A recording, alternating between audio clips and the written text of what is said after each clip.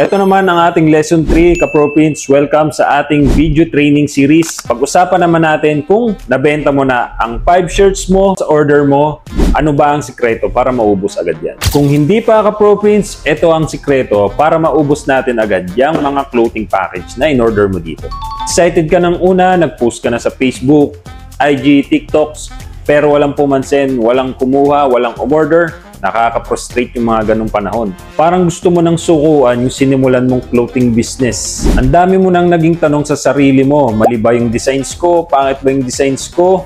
Mali ba yung presyo ko? Baka hindi talaga ako sa clothing business? Pero teka, baka mali lang yung strategy mo. Hindi lang dapat post lang, dapat merong kwento, urgency, at merong social proof. Ito yung mga steps na pwede mong gawin. Una, gumawa ka ng kwento kung bakit mo ba sinimulan yung clothing business mo. Ano ba yung behind the scene dyan sa clothing business mo? Number 2, post mo yung success ng first 5 buyers mo. Pwedeng video, testimonials, or text reviews. Step 3 and last, maglagay ka ng limit. Example, 10 slots na lang at mapupuno na yung orders mo. Promo until sa gantong date lang. Sa ganyan, matitrigger sila sa yung action.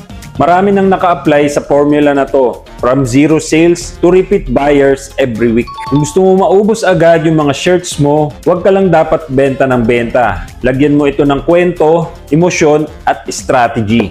Gusto mo matutunan pa ang mga step-by-step? Message ka sa aming Facebook page, Kapro Prince PH, para mas mag-guide ka namin sa clothing business. So yun yung ating strategy, Kapro Prince, kung paano natin mauubos agad yung ating 5 pieces na in-order. Sa next lesson natin, lesson 4, pag-usapan naman natin doon kung bakit ka nahihiyang magbenta sa kakilala mo. Click mo lang yung button sa baba para sa ating next lesson.